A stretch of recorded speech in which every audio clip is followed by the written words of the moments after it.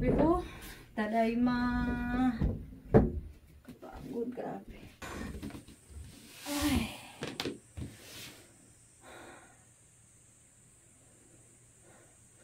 Grabe yung pagod. Grabe yung hirap ng exam. Sakit sa ulo. Wala mo nang nalabas doon sa inestadihan ko.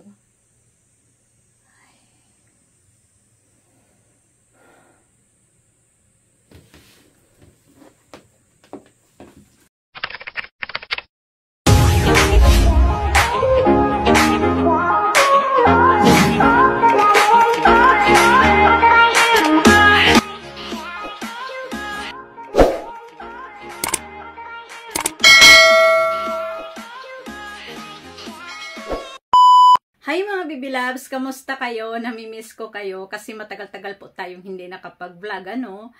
At dahil tapos na po yung exam ko, may time na po ako para sa inyo. So, speaking of exam mga Bibi Loves, ito nga po yung pag-uusapan natin for today's video. Kaya naman po, samahan niyo ako hanggang sa huli. So, ayun, dahil po rest day ko today, may oras po ako makipagkwentuhan sa inyo mga Bibi Loves. At ano po ba yung isi-share ko sa inyo? I-share ko lang naman sa inyo yung exam nung July 7, nung Sunday mga Bibi Loves. Sa lahat po nang nag-take ng Into, In3, In1, Inyong, Ingo, Ots karisama desh tapos sa atin lahat mga Bibi Loves. At alam ko na karamihan po sa atin ay excited na po sa result mga Bibi Loves. Lalo na po yung mga sigurado talagang makakapasa na po sila.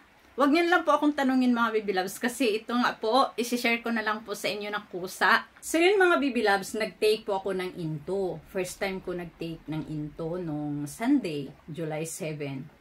So, yun po mga Bibi Loves, hindi ko in-expect na ganun pala kahirap yung Into. Kasi although naririnig ko naman po sa mga friend ko na mahirap po talaga yun, pero iba pa rin pala yung ikaw mismo maka-experience. Doon mo masasabi talaga yung hirap talaga na hindi mo inaakala mga Bibi Loves. Ganon. Nung pagbukas ko pa lang sa Monday Yoshi mga Bibi Loves, bumungad agad sa akin yung kanji na hindi ko maintindihan. Diyos me, sa dami-daming kanji mga Bibi Loves, wala man lang furigana na nakasulat. Iwan ko ha, wala akong napansin na may nakasulat na furigana doon sa kanji. Unlike doon sa insang, sa entry exam na tinake ko nung last year, merong mga kanji mga Bibi Loves, pero merong furigana na nakasulat. Ngayon, wala talaga, as in wala.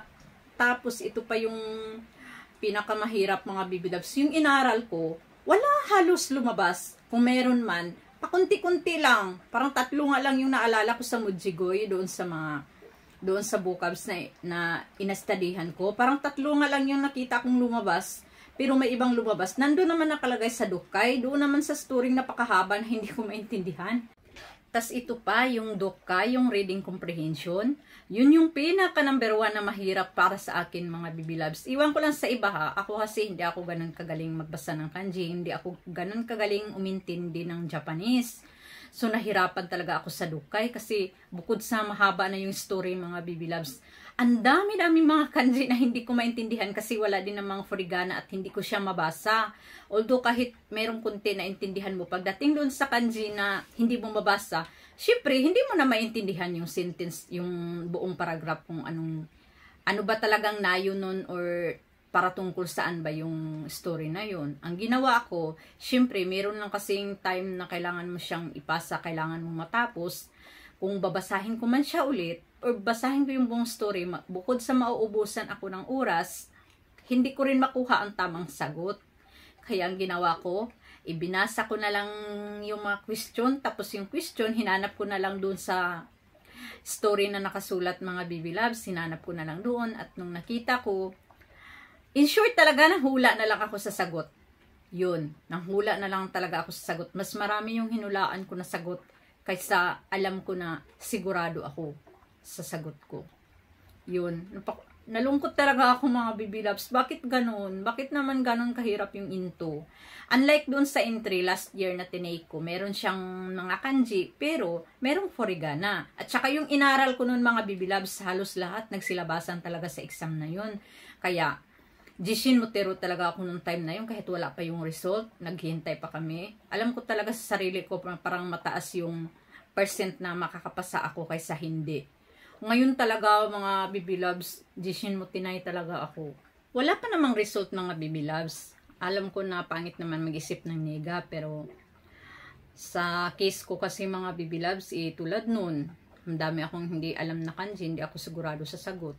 Kaya hindi talaga ako sigurado sa result mga baby loves, pero malay mo naman, di ba? Tsumamba ako. O nakuha ko pala yung, magaling pala ako manghula, hindi ko alam. Tsamba pala ako na nakapasa ako. O, tsamba rimashita yun mga baby loves. So, totoo ngayon mga baby loves, sa pakahirap ng exam na into talaga. First time ko kasing nag-take. Kaya wala akong ideya na ganun pala talaga kahirap yun. Kahit narinig ko naman din yun sa mga kaibigan ko nga. Yun nga, mahirap nga. Tapos mga baby loves, yung listening exam, akala ko nun, sa entry kasi, nung nag-take ako, meron siyang mga picture, di ba? Tapos, habang titingnan mo yung picture, papakinggan mo yung audio doon, yung nagsasalita. Nung pagbukas ko sa mga baby loves, Monday Yoshi ulit, pagbukas ko, nagulat ako kasi wala palang mga picture. Ichibang pa lang, hanggang sa huli, puro pala kaywa yun. Diyos me, puro pala conversation yun.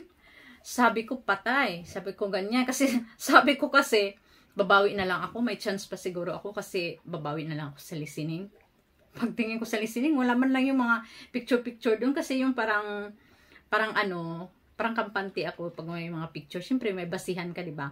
Unlike doon sa puro conversation. Buti sana kung mga lang yung mga words na ginagamit, mga yasashi kutuba lang. Mga katay kutuba pa mga baby love, sa pakahirap pa. Yung parang first time ko naririnig yung ibang words doon na ginagamit sa listening exam. Tapos, ang hayay pa ng kutsi nila, yung bilis magsalita, grabe. Sabi ko, wala na naman to. Walay talaga sa isip-isip ko. Pero yun nga mga baby loves, malay mo, pala rin tayo. Malay mo naman. Kayo ba mga baby loves, kamusta yung exam para sa inyo? Mahirap ba? Madali ba? Share nyo nga sa akin, mag-comment nga kayo kung mahirap pa, nahirapan ba kayo sa exam. Kung hindi, sana all. Sana all hindi nahirapan sa exam. Grabe yung exam mga baby loves. Hindi ko talaga in-expect.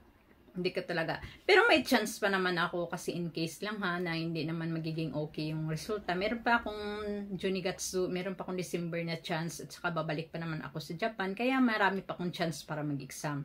Yun nga lang mga baby loves ba, yung buti sana kung wala trabaho sa araw-araw Yung pagod ka na ba sa araw-araw, tapos kailangan mo pang mag-aral to the max para lang makapasa ng exam.